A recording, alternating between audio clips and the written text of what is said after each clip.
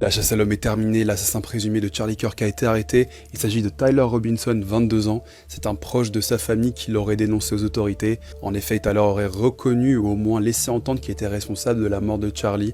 Alors pourquoi aurait-il tué Charlie Kirk ? Eh bien, voici ce que nous a appris le gouverneur de l'Utah, Spencer Cox, lors d'une conférence de presse cet après-midi.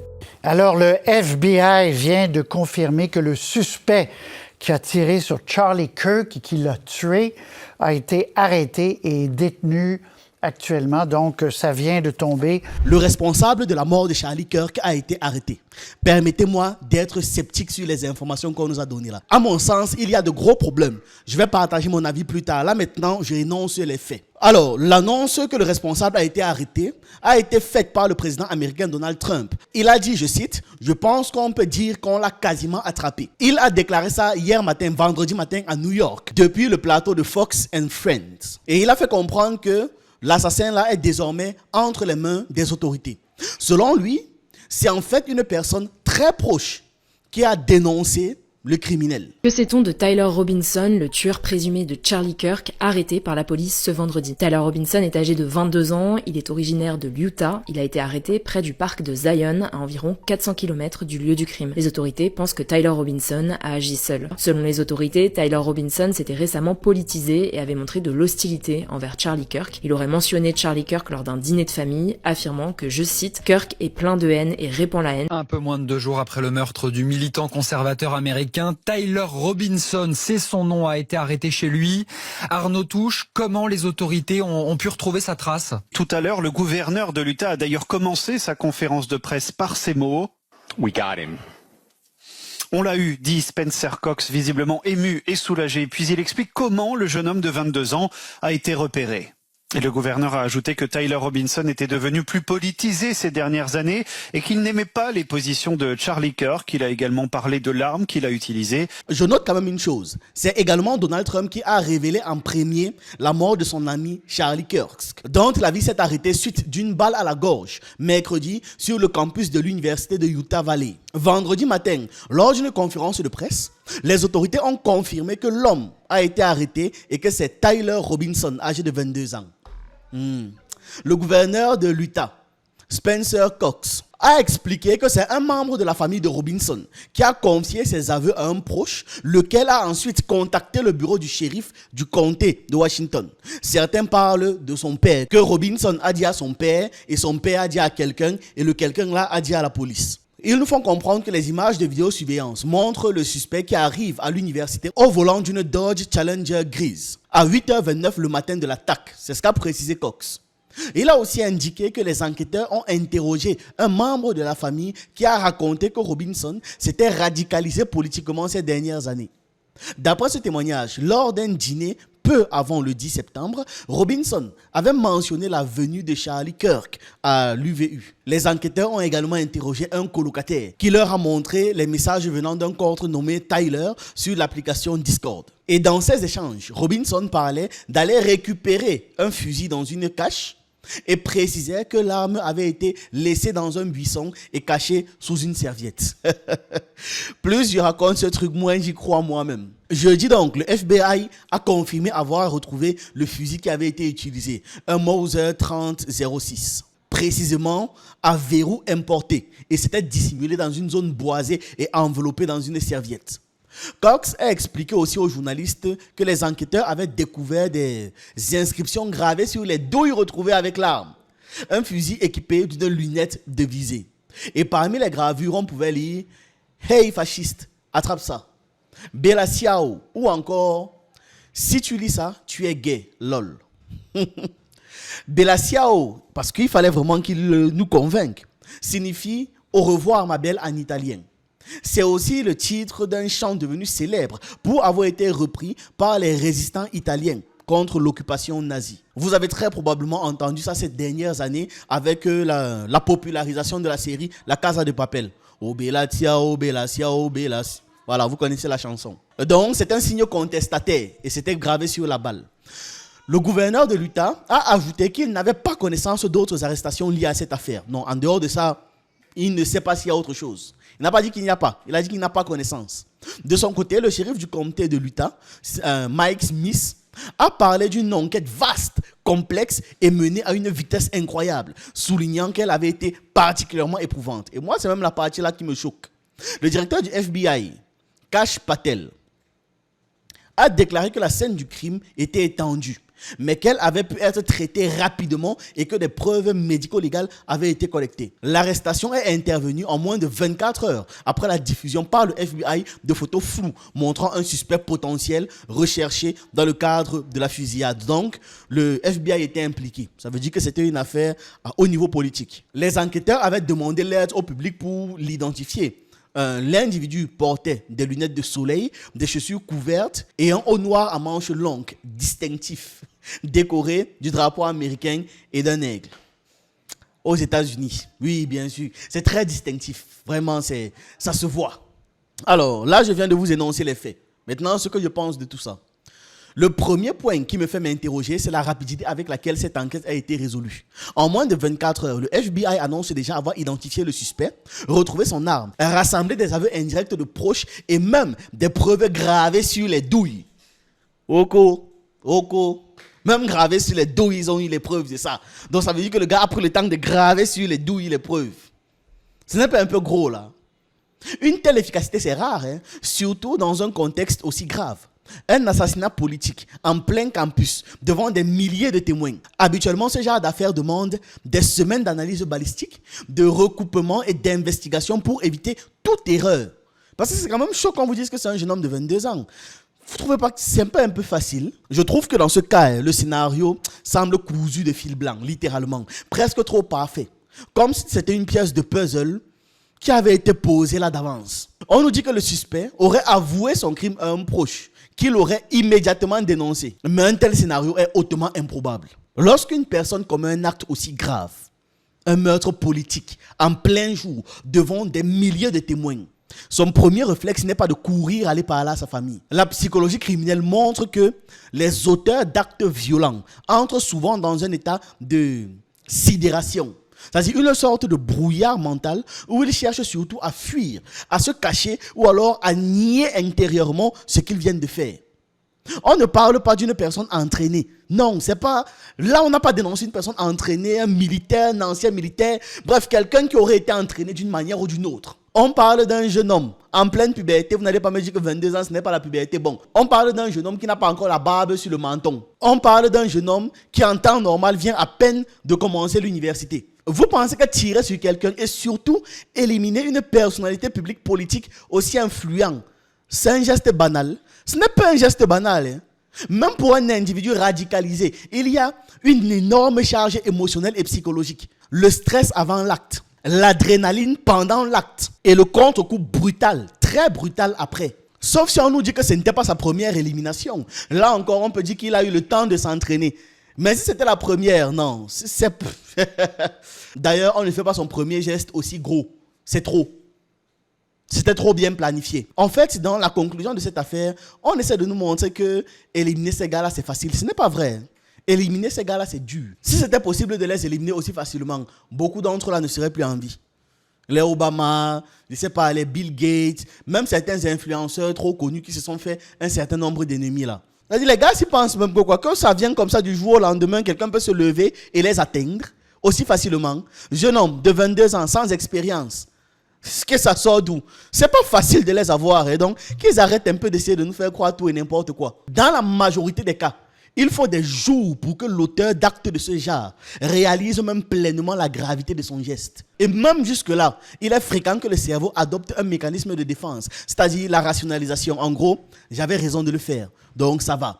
Le déni, ce n'est pas trop grave ce que j'ai fait. Ou alors, la dissociation. Ils vont simplement se dire, ce n'était pas moi. L'idée qu'un jeune homme de 22 ans, sans expérience, puisse simplement rentrer chez lui et raconter clairement son crime avec lucidité à un proche, c'est très peu réaliste. Non, désolé, je ne peux pas y croire. Même après une bagarre violente que l'on a eue, on ne rentre pas dire à la maison. Un autre point douteux. Pourquoi un meurtrier qui sait qu'il a commis un acte extrêmement grave et que toute la police du pays est à sa recherche, irait immédiatement se trahir volontairement auprès de sa famille? Parce que là, partons du principe que, ok, il a saisi ce qui se passe. Hein? Il est pleinement conscient. Il n'a pas eu le contre-coup psychologique. Pourquoi est-ce qu'il va aller trahir? s'il ressentait vraiment le besoin insupportable et irrépressible de parler, il allait se tourner vers un complice, peut-être un ami, ou alors un journal ou une revendication anonyme. Mais se confier comme ça directement à un membre de sa famille, c'est rare, gars. Non, c'est trop. Non, je ne peux pas y croire. Le comportement là ne correspond pas du tout au profil psychologique d'un assassin déterminé et organisé. Parce que c'est exactement ce qu'il est. C'est pas quelqu'un qui, sur le feu de l'action, sur le feu de la colère, avait une arme sur lui et a sorti tant. Non. C'est quelqu'un qui a préparé son coup, peut-être des mois en avance. Il avait son trajet d'arrivée, de fuite. Il avait le moyen de cacher les preuves. Il avait tout était prévu.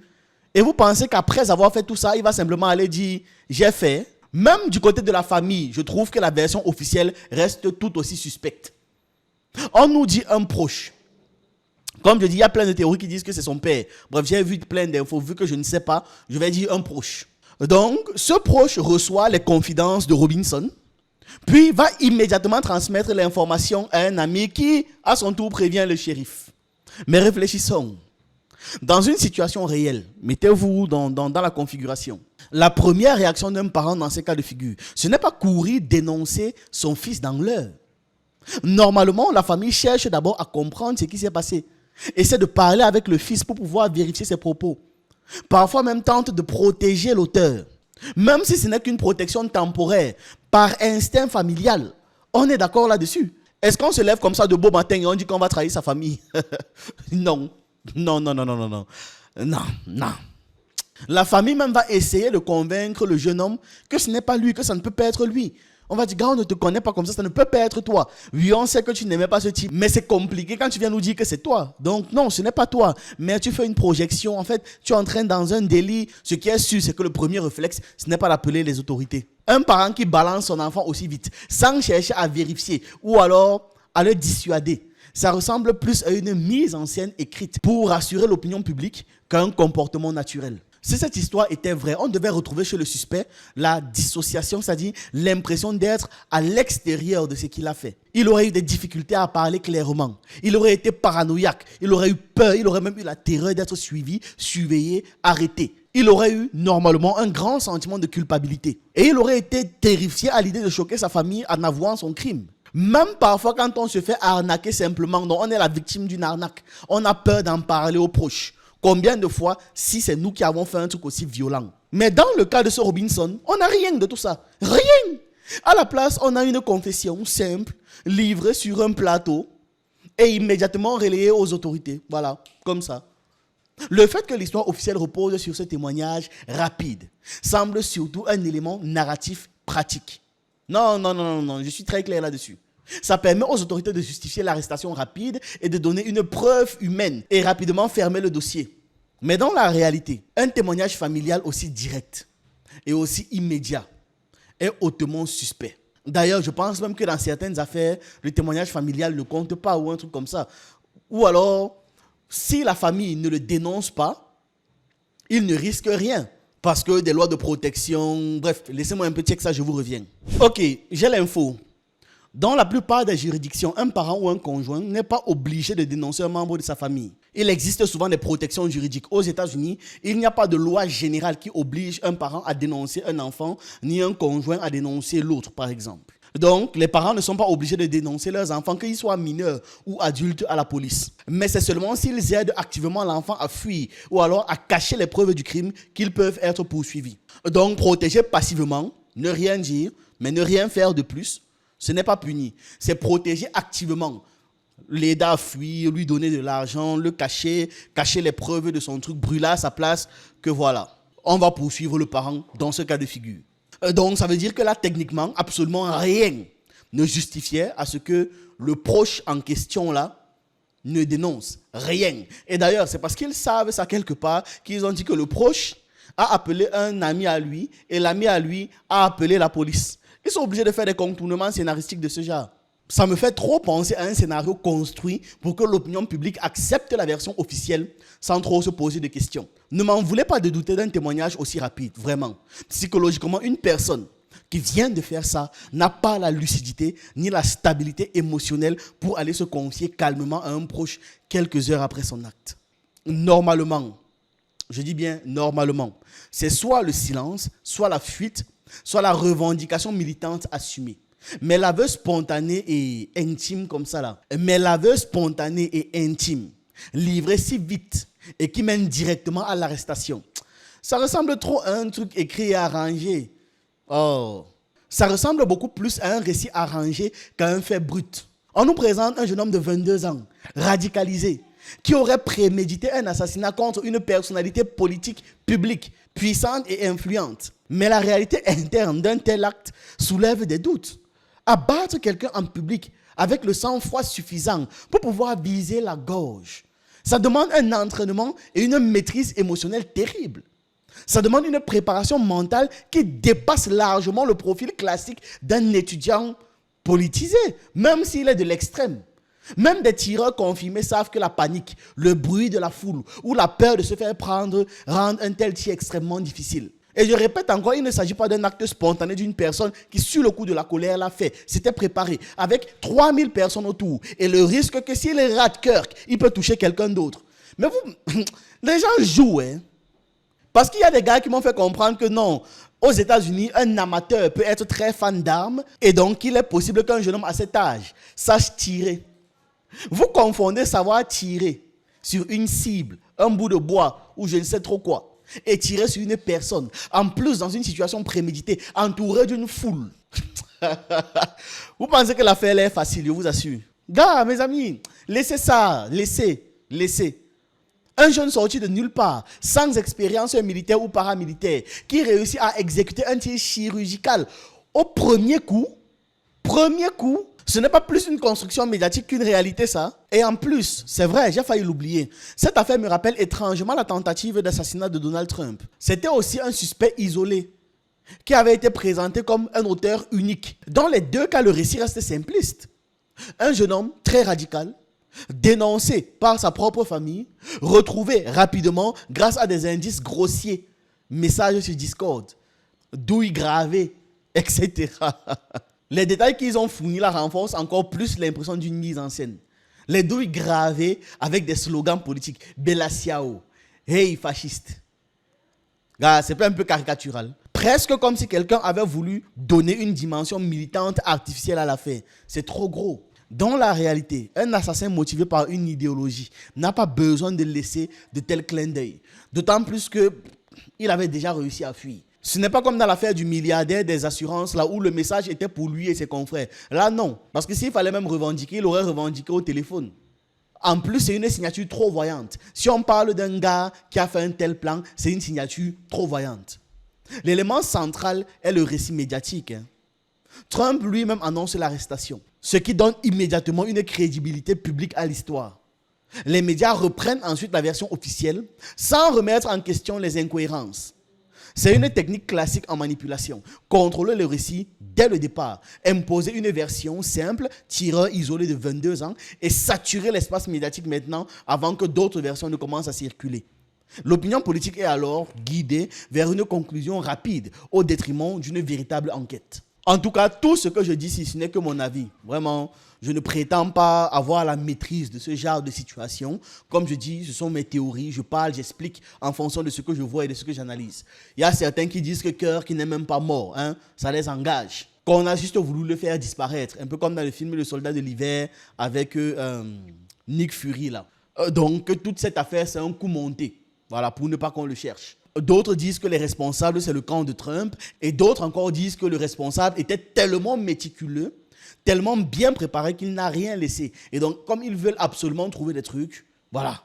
Ils sont obligés de désigner un responsable qui n'existe pas. Oui, j'ai suivi une théorie qui expliquait que le jeune homme de 22 ans là n'est pas réel et j'en passe.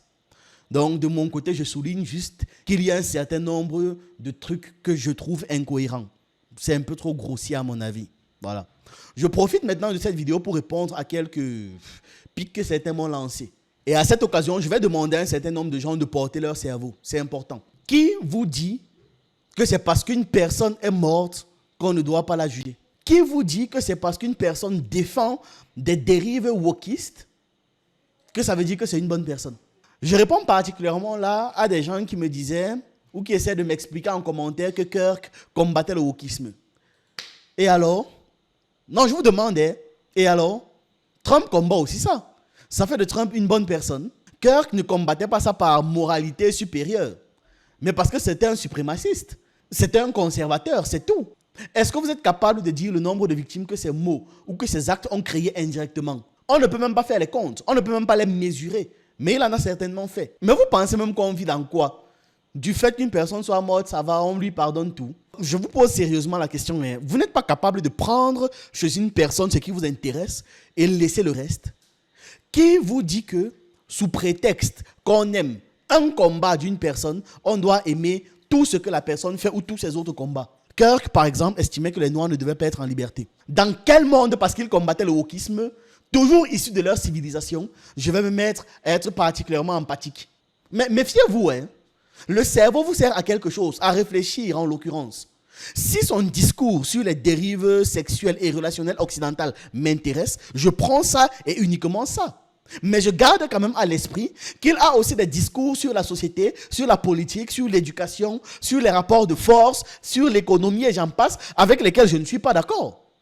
Et un discours qui me plaît sortir de la bouche de quelqu'un ne suffit pas pour apprécier une personne quand à côté, il y a 9 discours qui ne me plaisent pas et qui même pire, sont en ma défaveur. Il y a aussi d'autres gens que j'ai lus en commentaire tellement incapables de tenir leurs émotions qu'ils se disent que si quelqu'un ne fait pas un message de soutien pour Kirk ou sa famille, ça veut dire que la personne en question justifie sa mort, me pointant du doigt. Mais laissez-moi rire. Laissez-moi rire.